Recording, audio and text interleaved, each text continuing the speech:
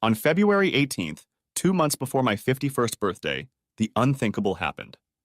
I had a heart attack. I was standing on my pool deck, drinking a Corona and waiting for the coals in my smokehouse to ignite. At first, I thought my last sip of beer had gone the wrong way, but as it got worse, I realized something was terribly wrong. The pain was excruciating and was quickly getting worse. It felt like someone was standing on my chest. I could feel and even hear my heart beating uncontrollably. I fell to my knees and then onto my back, gasping for breath. Thank God for cell phones, because it was the only thing that saved my life. I reached into my shorts, pulled it out, and dialed 911. I don't remember if I said help or anything else. I just remember that after a couple minutes, there was a loud cracking sound, and a bunch of people started doing something to me. I must have passed out because the next thing I know, I'm in the hospital being told I'm being prepped for surgery. "Mr. Moore, can you hear me?" a voice asked. "We need to get you a heart bypass right away, do you understand?" I nodded that I understood. A clipboard was slipped under my arm and I signed my name to some kind of authorization. Or maybe it was an order for Girl Scout cookies. I had no idea, and I didn't care. I just wanted the pain to stop. "Is there anyone we should contact?" the nurse asked. "With my wife. My wife. Is she here?" I asked. "No. When the paramedics arrived, it was just you in the house. I'll have someone check as soon as possible," she told me. "For now, try to relax.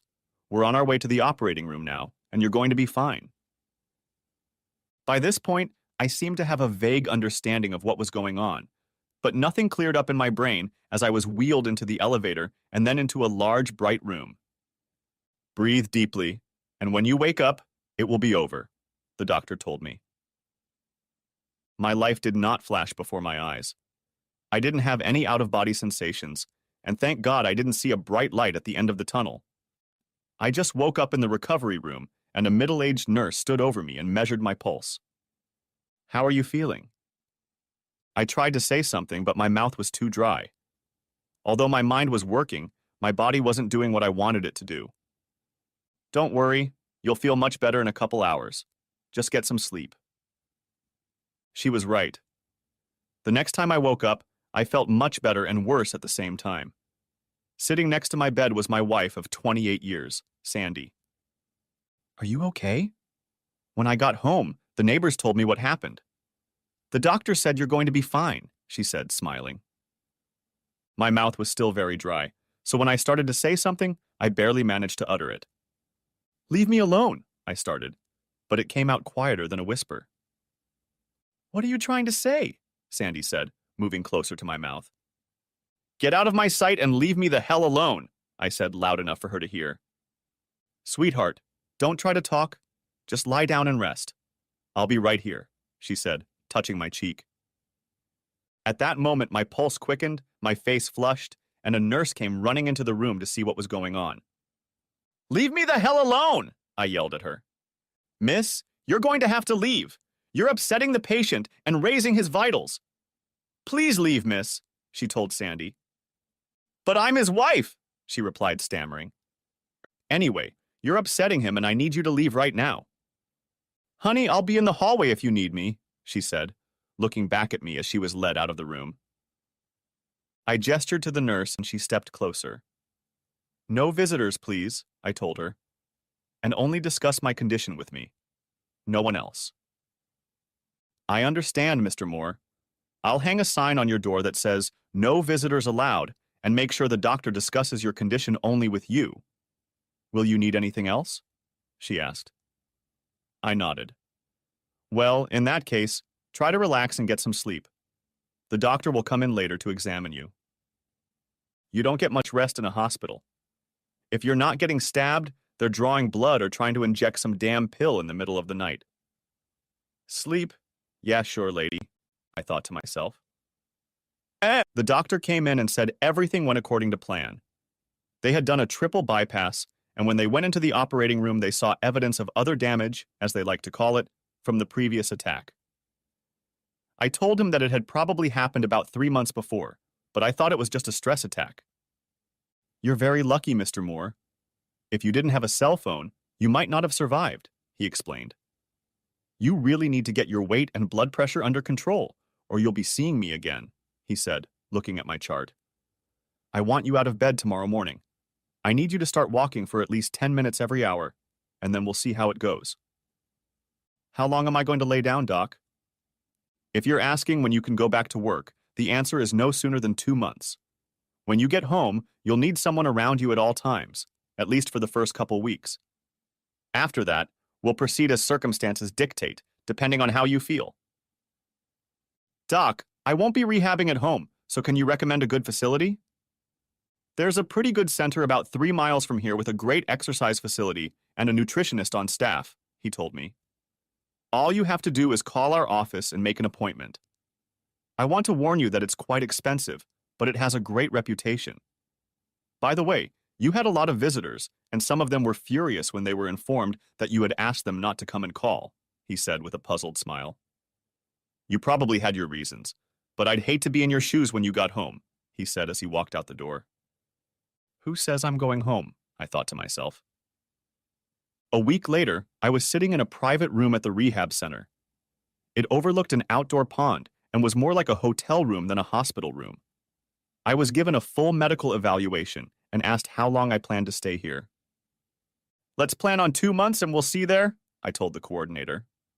Mr. Wilson, your weight is over the ideal weight by 65 pounds, and you're not in the best physical shape.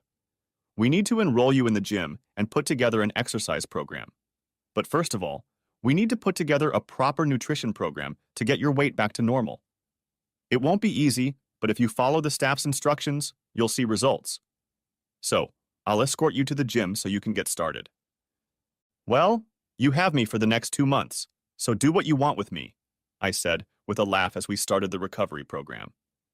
You're probably wondering how I got myself to this state. The reasons are simple. I am too good at what I do for a living. I'm not bragging or saying this to boost my ego. It's a fact. I have a certain talent for finding the best people for the job, making sure they are fully trained, and finally letting them do what I hired them to do. I realized a long time ago that I couldn't do everything myself. I tried for a while, but it almost killed me. Now I sit back and let others do the work. I give them a project, tell them what results the customer wants, and then let them do what they do best. Now life is a success. I work as a sales manager for a marketing company. I've been with the company for 26 years and became a silent partner a couple years ago. No one, and I mean no one, including my wife, knows about it. 5 years ago, I took a 25% cut in my salary to buy the company. With 5 more years to go, I'll be a 50% owner along with my buddy Ken. Does that sound like I've got it all figured out? It does when it comes to business, but my personal life is a different matter. I have 2 spoiled children and a wife who aspires to a social life. My youngest, John, had an excellent college education and was more than upset when I didn't offer him a position in the company. I simply told him that family and business didn't mix. But between you and me, I didn't want to be the one to fire his lazy ass when things didn't work out for him. He found a nice girl and got married, but he still asks me for money about every other month. I guess I never learned how to say no to him, but not anymore. Tina, who is 2 years older than John, is a professional student. I think she's on a 6-year plan. She has changed her major 3 times, and I have no idea what it is now, but it doesn't matter. At the beginning of this school year, I told her she had 1 semester to finish, after which she would be on her own. She went to her mother and complained, and when Sandy turned to me, I just told her that was enough. You see where I'm going with this, don't you? I stopped being the nice guy with an open checkbook. At 25 and 27, I don't have to support them anymore, and I'm not going to. They are now officially not getting a paycheck. As for my wife, Sandy, that's a different story. About 3 months ago, one night I was feeling a little frisky. Our sex life had dwindled quite a bit over the past year, and I was trying to get it back up to par. So, where was I? Oh yes, after dinner I gave her a glass of wine and asked her if she was in the mood. For what? Well, you know. How about you and I go upstairs and have a little fun? I said with a smile. I'm a little tired today, and you know I have a party to plan, she replied. Oh, come on, honey. It's not like I'm asking for a kidney. Just a little love. I should have known this wasn't going to go as I had planned, as Sandy looked about as interested as a person sitting in a dentist's chair waiting for a root canal. We got into bed, and that's when the complaining started. Okay, just forget about it, I said, as I got out of bed and headed for the bathroom. Where are you going? To be alone so I don't have to hear you whine anymore about how unpleasant it is to do this with me, I said, as I slammed the door shut. Later, I headed to our spare bedroom. Where do you think you're going? She asked. Away from you before I say something I'll regret later, I replied, slamming the door shut. She was right. I had put on a lot of weight in the last couple years. I probably should have taken better care of myself, but I got lazy. I took up golf, but it was more to get new clients. I didn't really enjoy it, and I really didn't play well. The only upside to joining the country club was that there were always some events going on. The next morning I left before Sandy even got up. I was still furious, but had calmed down a bit by now. It's probably not all her fault, I said to myself as I sat at my desk eating a donut and washing it down with a second cup of coffee. It was about 10 o'clock when I got an email from Sandy from her work. It didn't include, "I'm sorry" or "I love you," only that she wasn't in the mood last night, and instead of talking to her about it, I just left in annoyance. I set my coffee aside and tried to remember the last time we made love, which I would call good love. Everything had gone to shit, and it seemed like Sandy would rather do without me than do it with me. That's when I had an epiphany. Maybe she's getting her needs met somewhere else. That's when I decided to broach the subject and see what came of it. What the hell was she going to do? Shut me down? I responded to her with the following letter. Whatever you're doing, whoever you're with, you better stop right now if you want to stay married to me. When I hit the send button, I knew I was going to get some kind of response, but I thought she would at least wait until I got home. Sandy sent a scathing email and bombarded me with criticism of how dare I accuse her of cheating on me. That I was the one with the problem with our sex life, not her. And that since I was out of breath walking up 2 flights of stairs, what kind of sex life did I expect? Maybe she should buy an oxygen tank and put it next to her bed. These were some of the nicest comments she wrote back. Her last comment was that maybe I should move into the guest room permanently, so she wouldn't be responsible for me having a heart attack. My response was short and to the point. So be it. I didn't go home for dinner that night. I ate with my partner Ken. I thought about not going home at all, but decided that would make it worse. Sandy was waiting for me when I walked in the door. How dare you! How dare you accuse me of cheating on you! She yelled. I have never cheated on you in all the years of our marriage. Well, I figured if you weren't getting it from me anymore, you must be getting it somewhere else, I said, not backing down. So, if you don't mind, I'm tired. And since you're only going to yell at me, I think I'll go to bed, I told her. And so I guess you won't be sleeping in our bedroom anymore then? She said sarcastically. What's the point? You don't want me to sleep there anymore, and I don't go where I'm not welcome, I said as I walked up the stairs. Get some sleep yourself. See if I care, Sandy shouted as she walked up the stairs. It was then that my chest first started to ache. Every step was agonizing, but I wasn't going to stop. I barely made it to the top landing before I hit the wall or I fell. One of the two. I made it to the spare room, fell onto the bed, fully clothed, and passed out. When I finally woke up and looked at the clock, I saw that it was 2:30 before I woke up. I can't let her act like this, I said to myself as I headed to the bathroom. After splashing water on my face, I looked in the mirror, and I didn't like what I saw. I have to get a grip, I said to myself as I took off my clothes, which were wet with sweat. The next morning I slept until almost 9 o'clock. The house was quiet. Sandy had already left, so I called work and told them I was taking the day off. Instead of relaxing at home, I went to my doctor's office. You need to lose at least 50 pounds, he told me. And your blood pressure is very high. I'll prescribe you something to bring it down, but if you don't start taking better care of yourself, you're going to have serious problems, he warned me. And I've heard it all before, at least for the past 2 years. I tried going on a diet, but it wasn't something I enjoyed doing, and I didn't do it. I told him I would try to lose weight, and I would take my medication. He gave me a follow-up appointment in 3 months, and I left with a calorie chart and 2 diet programs to try. I threw them in the back seat of the car. Things in the house had gotten chilly at best. We no longer ate together and only talked to each other when absolutely necessary. At the end of the second month, we started talking to each other again. There were no "I'm sorries." We only talked about superficial things or the kids. Saturday was the club's annual charity auction. "Steve, are you going?" asked Sandy. "Yes, I'm going," I replied. "Well, we could go together. Is your tuxedo ironed?" she asked. "Cleaned, ironed, and ready to go." The trip to the club was relaxed. We didn't talk about anything important until I took the initiative. "I'm sorry," was all I said as I drove without looking at her. "Me too," Sandy replied. "I missed you and I don't want to fight anymore."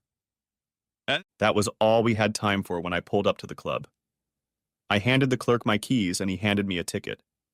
I walked around, opened Sandy's door and held out my hand to her.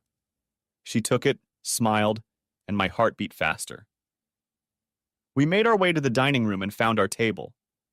The dinner wasn't bad, but the wine was much better. I ordered 4 bottles for our table, and along with 3 other couples, we toasted to our health. After dinner, the orchestra played and people started dancing. I did 1 slow dance with Sandy, and that was more than enough for me. She asked if I minded if she danced with a few more men. "No problem," I answered her.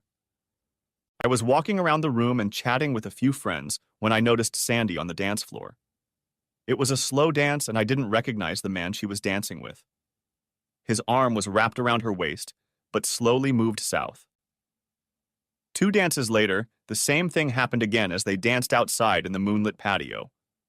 I followed them, staying out of sight. They were too far away for me to hear what they were saying, but their body language spoke loud and clear. When he leaned in and kissed her, I realized that was enough. "Won't you stay for the auction?" the parking lot attendant asked. "I don't need anything else there," I replied, getting in my car and heading out. I had driven about 20 minutes when my cell phone rang for, guess who? I turned it off and put it on the seat next to me. I had been home for about 2 hours when Sandy burst into the house. "What the hell is wrong with you? Why did you just pick up and leave me?" she yelled. "I thought you wanted some alone time," I replied. "What the hell are you talking about, Steve?" "The dark-haired man, the patio, the kiss. I saw it all," I told her. "It was nothing," she replied. "Nothing? You're telling me that a man kissing my wife is nothing?" "Well, I couldn't agree more, Sandy. And I suppose now you've gotten into the habit of letting men grope you while you dance with them?" "I and everyone else saw your performance on the dance floor," I told her. "Or was it just me imagining it, Sandy?" "It wasn't what it seemed, Steve. I probably should have asked Rick to remove his hand, but it was just innocent flirting," she told me. "And the kiss was nothing more than a thank you for me dancing with him. Immediately afterward, I left to look for you." "And it took you 2 hours to get home?" "Since you weren't answering your cell phone, I had to find someone to give me a ride home." "Let me guess, Rick happened to volunteer to drive you home. Am I right?" "Yeah, it was Rick. And no, nothing happened," she tried to assure me as I started to walk away. "Hell, nothing happened, Steve," she repeated. "How long ago was that?" I asked. "How long has it been?" "How long ago did you give up on us?" I said, walking up to my new and permanent room. "Damn it, Steve, I didn't do anything!" she screamed, breaking into sobs. "I guess it was shortly after I gave up on myself," I said one last time, closing and locking the bedroom door. On Sunday, I didn't leave the bedroom. I slept and thought a lot about how my life had turned out. I had 2 shitty kids who I never heard from unless they wanted something, and a wife I was basically cohabitating with. Sort of like a sister. I needed to get away for a few days. Our lake house was about an hour away from home. It had belonged to my parents, and when they passed away, I bought out my brother's share and remodeled the interior. On Monday, I packed a few things and hit the road. A quick call to work and I was on my own for the next 4 days. I just needed some alone time to deal with some things without Sandy. As soon as I opened the door, I knew something was wrong. I hadn't been here in at least 4 months, and when I left, the apartment was in perfect order. Someone had been here since then. There was an empty bottle of wine on the counter, and after a quick look around, I discovered that our bed had been slept in. Not only sleeping, but doing something on the bed. I could still see the ring left by the wet spot on the white sheets. Well, now I know where and with whom, I said to myself as I pulled the mattress up to the door and dumped it on the lawn. My heart was beating at a rate of a mile, and I was sweating all over as I sat down in a chair on the porch. "Steve, old buddy, looks like you've been replaced," I said to myself, starting to get angry again. To hell with all of them. I don't need them. I used to have them, but now I don't, I told myself. For the next 4 days, I made a list of what I wanted out of life, where I wanted to go, and none of them included anyone from my family. It was kind of like a bucket list that didn't need to kick the bucket. I got home late Friday night, but Sandy was nowhere to be found. She never came home that evening. On Saturday afternoon, I was just about to wait for her explanation about where she had been for the past 2 days when all hell broke loose, and I had a heart attack. Next chapter. So, we've come to where I am now. I finally called Ken at the rehab center to tell him I was still alive and well. They didn't want to call me, he told me. "How are you feeling?" "Better, but still pretty weak. Looks like I'm going to have to lie down for a couple months. I need Judy to bring my laptop so I can keep in touch and get updates." "Do you think that's wise?" replied Ken. "Don't worry. I won't go overboard, but Judy and I will keep in touch," I told him. "You know your wife was here the other day. She took something from your desk. I think it was a picture of you. Are you doing well?" he asked. "Never better. Just have Judy drop off my computer, and for God's sake, please don't tell anyone where I am. I certainly don't need visitors," I told him. "By the way, I'm squeezing what I can out of our health insurance," I said with a laugh. "That's what it's there for. Just get well and let me know if you need anything, buddy." Bastards is what I called them after the second week. First, they tried to wear me out to death in the gym, and now they're trying to feed me nothing more than leftovers. "I've seen bigger snacks," I said to myself as I looked at my dinner plate. I was working out 4 times a day and eating 5 servings that no child could survive on, but I was losing weight.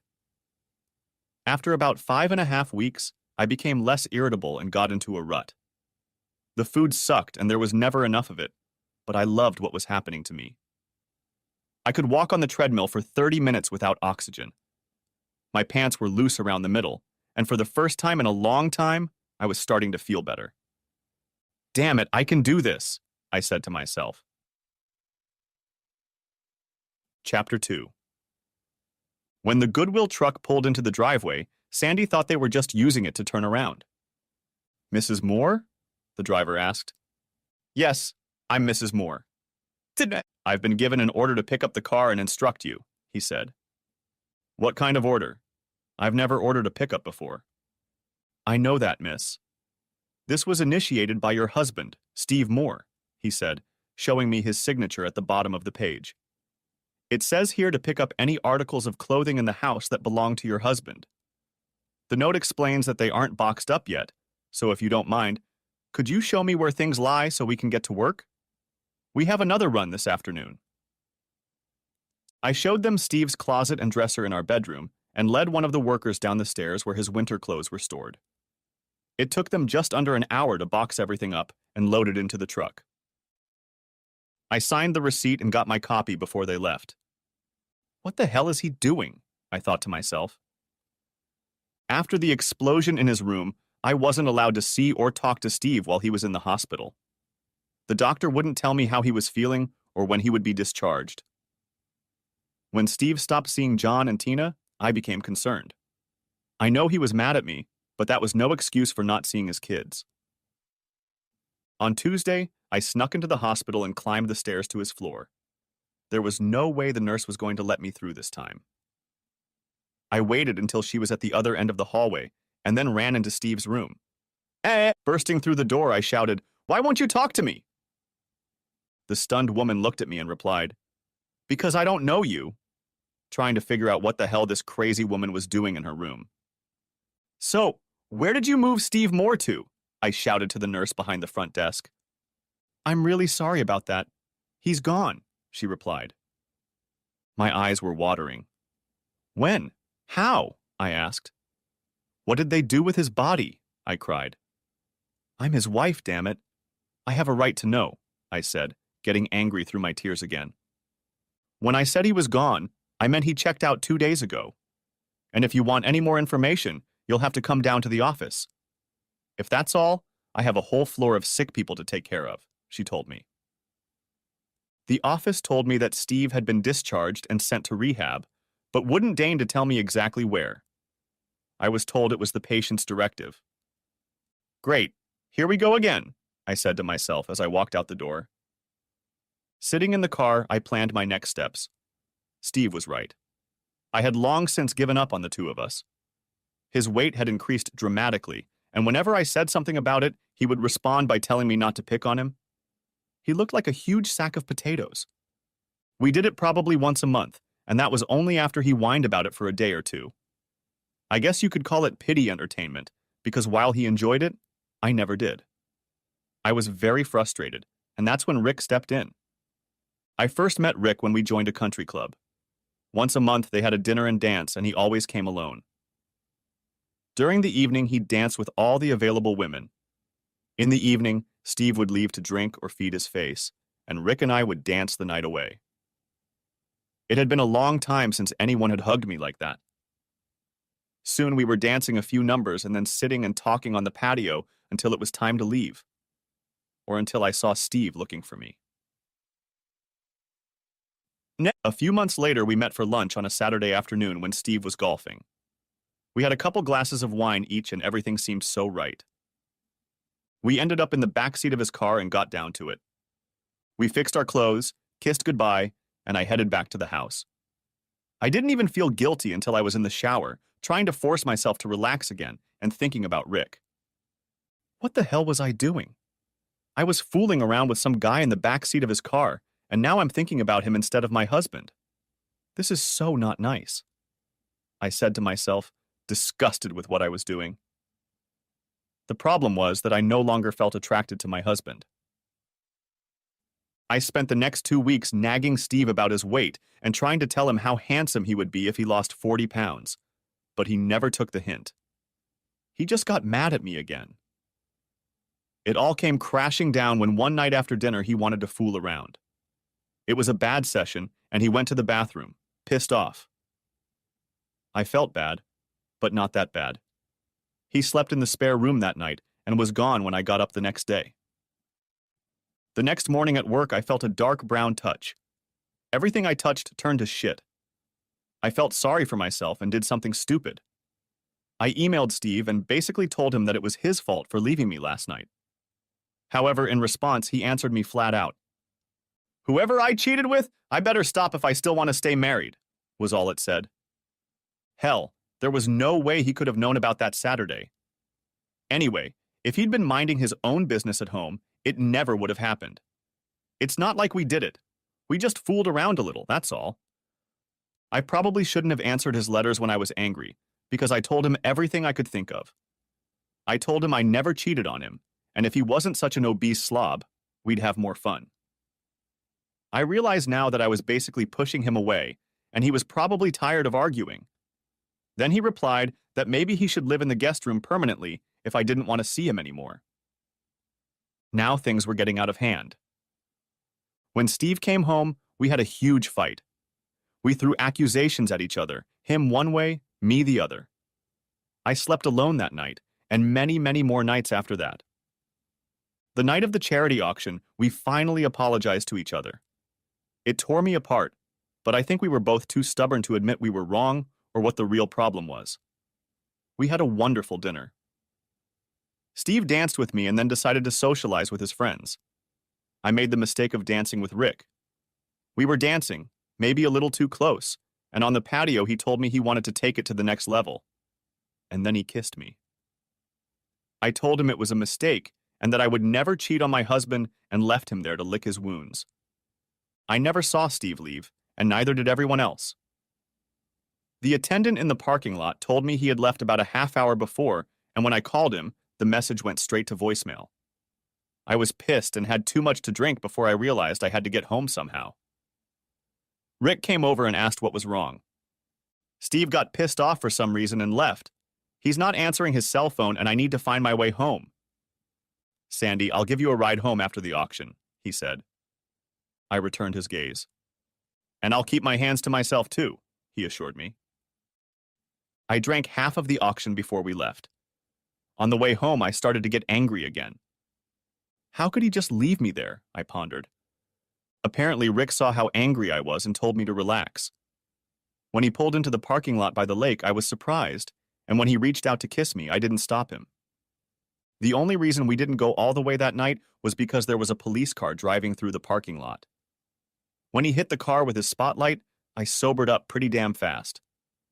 Rick, take me home right now, I demanded. When I got to the house, I thanked him and ran inside. I was almost sober, but angry as hell again. When Steve accused me of cheating, I was furious, but it hit me the hardest when he asked when I stopped believing in our marriage. I broke down, started crying and telling him I had never cheated on him, but he no longer believed me. On Sunday, Steve wouldn't come out of his room and I didn't insist. I assumed we would talk on Monday and I wanted to make sure I had everything ready. When he didn't come home Monday night, I thought it was his way of punishing me. When he didn't come home on Tuesday, I called his secretary Judy and was told that he had taken a couple of days vacation. That bastard is sulking somewhere, I said to myself. Well, two can play at that game. I left Wednesday to spend a couple days with my daughter in college. We had a great time and even had a bachelorette party with a couple of her friends Friday night. Saturday morning, I woke up with a hangover and an upset stomach. I guess I'm getting too old for parties like this, I said as I was getting ready to leave. I said goodbye to my daughter, thanked her for a good time, and drove home. Before I could even get out of the car, a neighbor ran up to me. Steve was taken by ambulance to the hospital this morning, she told me. The front door was closed, but the lock was broken. I ran inside and saw that a few things had been rearranged, and I smelled a smoky smell on the deck. The coals were almost out, but there were 2 stoves on the grate. I took them off, put them in the refrigerator, and opened the yellow pages. There were only 2 hospitals in our neighborhood. I called Mercy General and hit the jackpot. Steve was hospitalized, but they wouldn't tell me anything over the phone. I changed my clothes and headed outside. Triple bypass! I almost yelled. How long will he be in surgery? I asked. About another hour, I was answered. There's nothing you can do but wait. He has a great doctor and we caught it in time. After the surgery, he'll go to the recovery room and from there he'll be assigned a room. If you wait in the lobby, I'll come get you when they're done. Can you say shithead? Because that's exactly how I felt. He could have died, I kept telling myself over and over again. When I bring him home, I'll show him how much I love him. We'll get through this together. But I wasn't given that chance.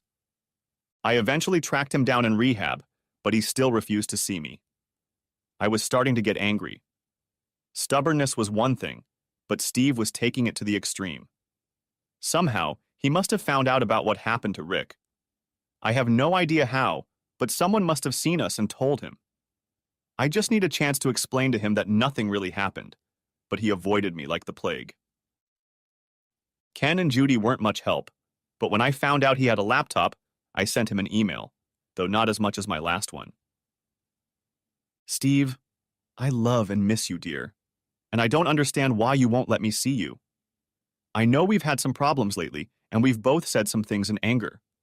But I love you, and I still believe you love me. Please give me a chance to explain everything you think I did or didn't do. Steve, I need you, and I want to grow old and gray with you. If you won't let me see you, at least talk to me.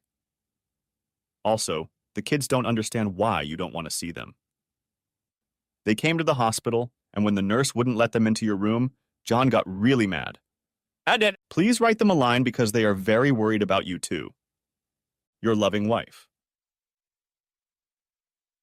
Chapter 3. I was sending an email to a salesman who had foolishly lost a large order when Sandy's email popped up on the screen. I finished reprimanding the salesman, telling him that if something like that happened again, he would be out of business. Then I went back to Sandy's letter. I reread it 3 times before replying to her. Dear Sandy, let's get right to the point. You have not been my loving wife for over a year now. It's true that I've put on a lot of weight, but when you became as big as a house while pregnant with John, did I belittle you? Did I belittle you? Skinny or fat, I'm the same person you've been married to all these years. Don't try to kick my ass now that I'm down. You're not interested in getting into bed with me anymore. You made that clear the last time we were together. From what I've seen and learned, it looks like I've been replaced by Rick or whoever. I found your love nest. You could at least do me the courtesy of changing the linens and taking out the trash. I threw out the mattress and the empty wine bottles. You're right about one thing. We're both going to get old and gray. We just won't do it together. Your soon-to-be ex-husband. This should shut her up, I said to myself as I hit the send button.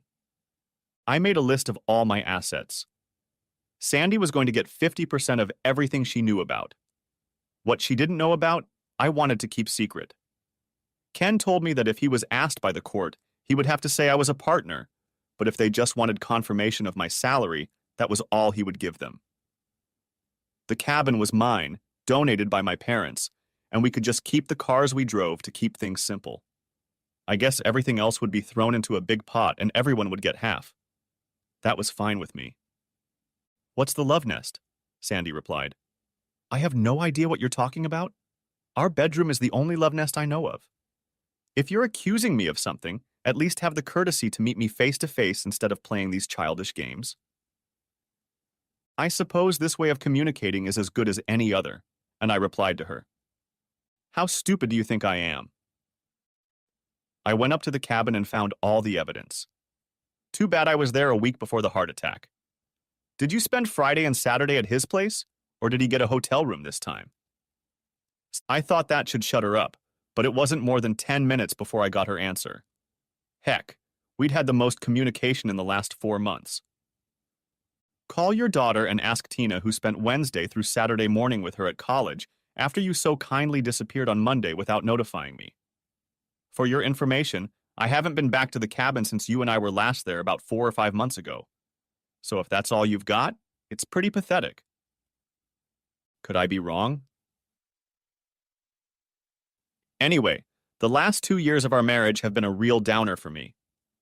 John, it's Dad, was how I started a conversation with my son.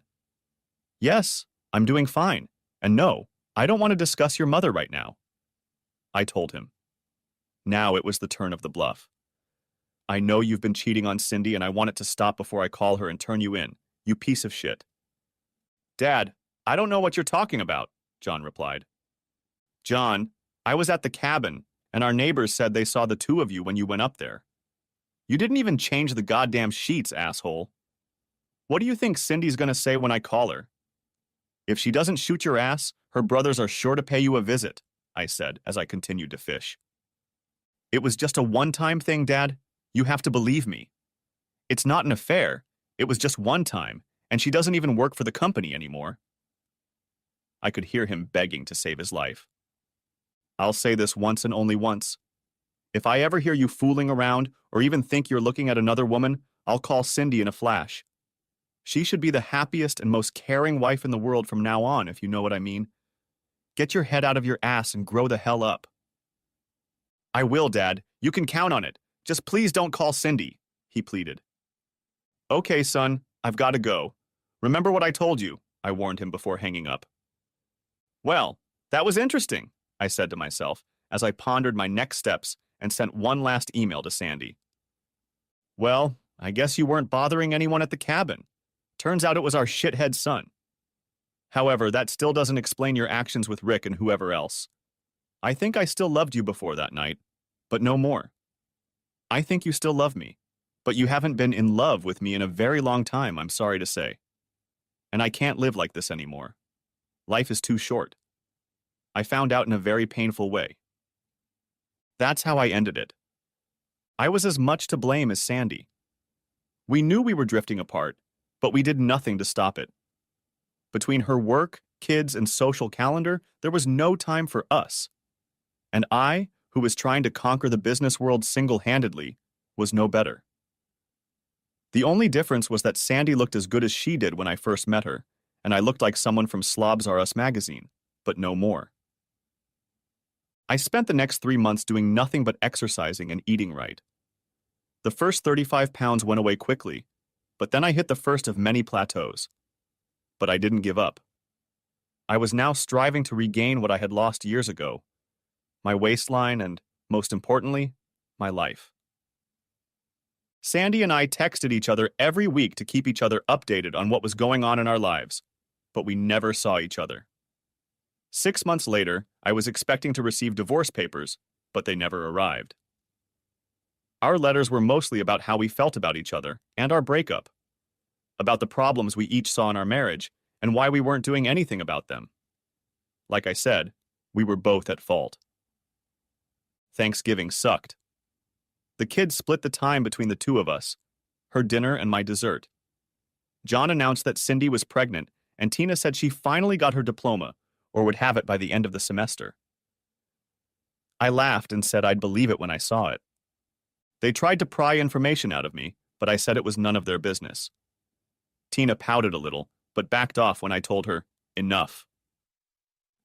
Our correspondence took a new direction during the holidays, but I still can't tell you how it happened.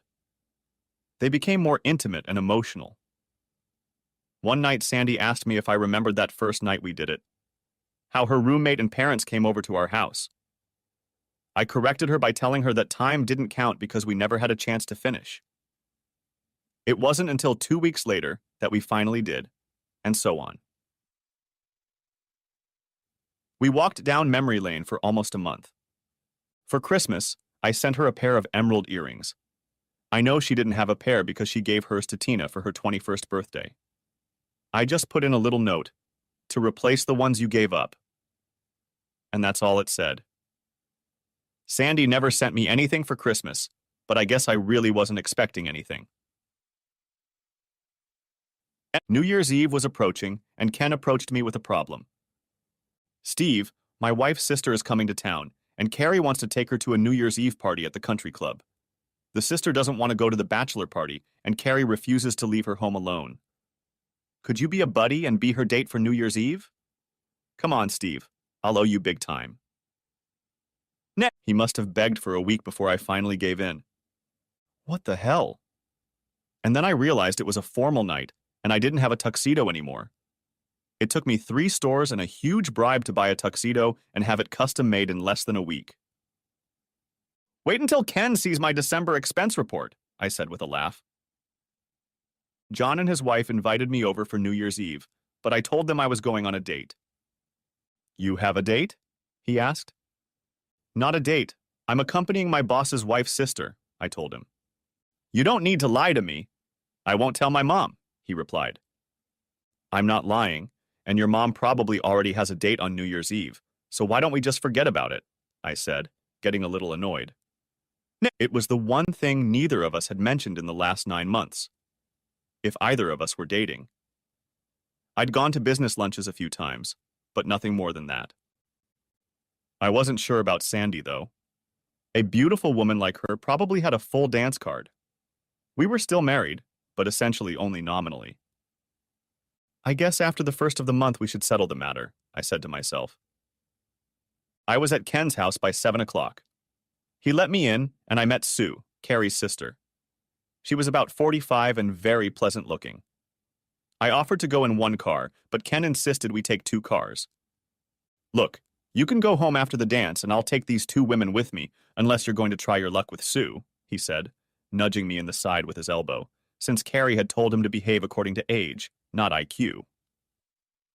The room was full and there wasn't a single empty seat. I knew most of the people at our table as they admired how good I looked. Wow, Steve, how much weight have you lost? Somewhere in the neighborhood of 80 pounds, I answered them. Hell, if I didn't know you so well, I'd never recognize you, one of them told me. Dinner was pretty decent. A choice of steak or chicken, and along with vegetables and rice, it was quite tolerable. I ate about half of it. There was no point in breaking my diet today.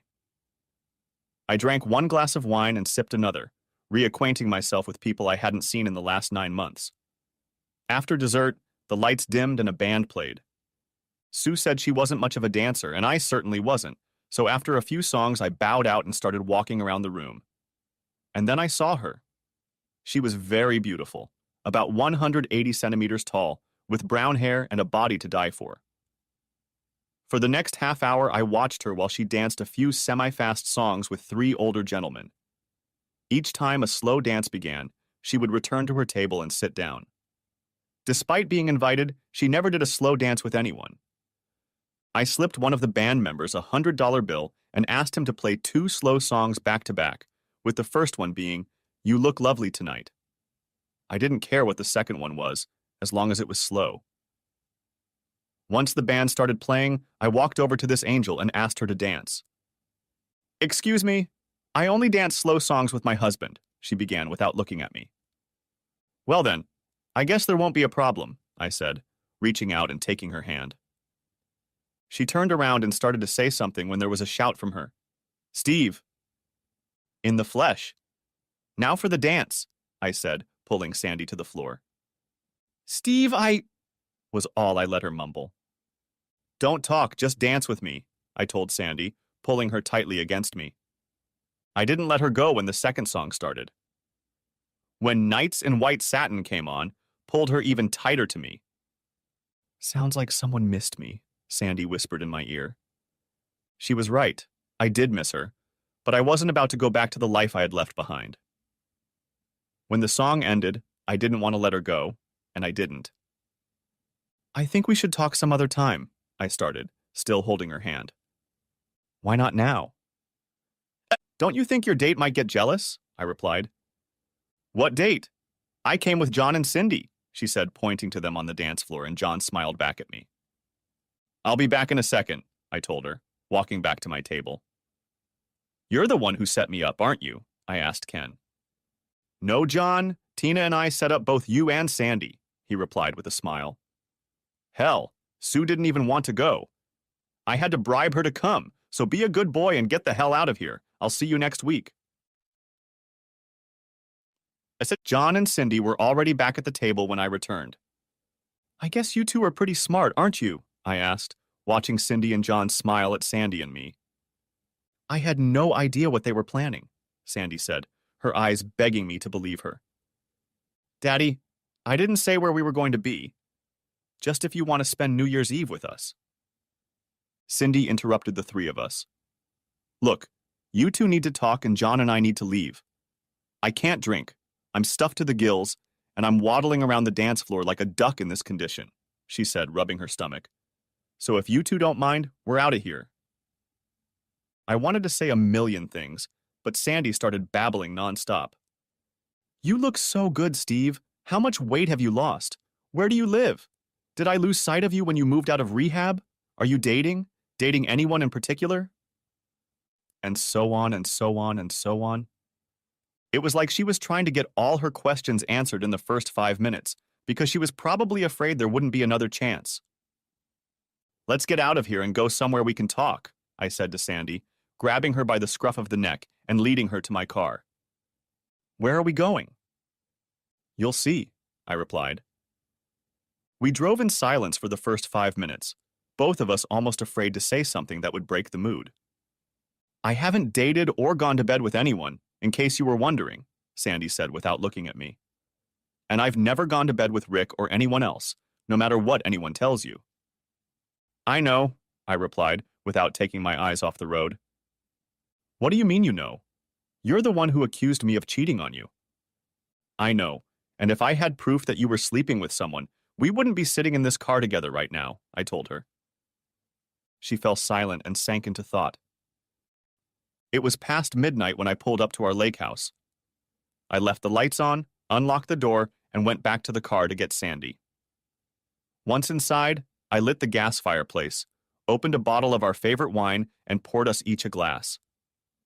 "This is how it started and ended 9 months ago," I said as I handed her the glass. "No, not like that. It started much earlier. It just came to a head that night," she told me. "You have no idea how many nights I lay awake thinking about how much you must hate me for what I said and did to you. And if you ever gave me another chance, how I would make it up to you," Sandy said, letting a tear fall. I reached out and pulled her to me. After that, our wine glasses were not drunk for a long time. Our clothes were strewn across the living room floor, on the kitchen table, and the rest of us lay in a pile on the bedroom floor. "I guess that's what you could call the start of the new year," I told her. I went back into the kitchen and picked up our wine glasses and bottle. "This conversation is going to take a long time," I said, leaning back on the bed. Taking our glasses in our hands, we toasted to a new and hopefully better year. "I know we have a lot to talk about, but I just want to tell you again that I'm sorry and that—" I stopped her at that point. "You're sorry. I'm sorry. The kids are sorry. Everyone is sorry, but it doesn't change anything. We need to change. Both you and I need to change the way we feel about what's left of our marriage. I don't want to go back to what I left. I'd rather get divorced and start over," I told her. "I don't want to get divorced," Sandy said, and started to cry.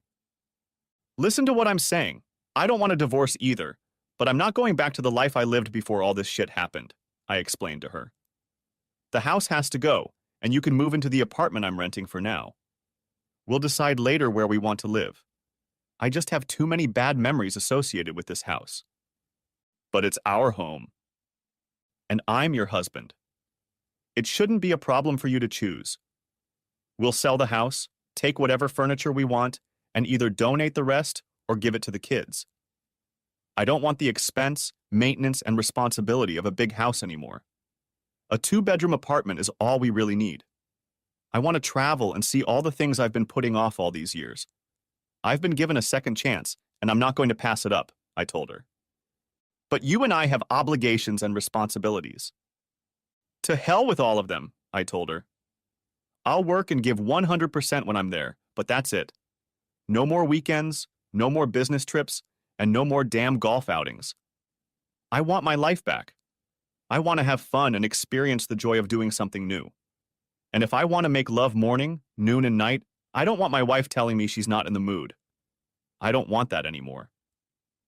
"Steve, I don't know if I can do all that," Sandy replied. "Then you have a choice to make, but make it quick.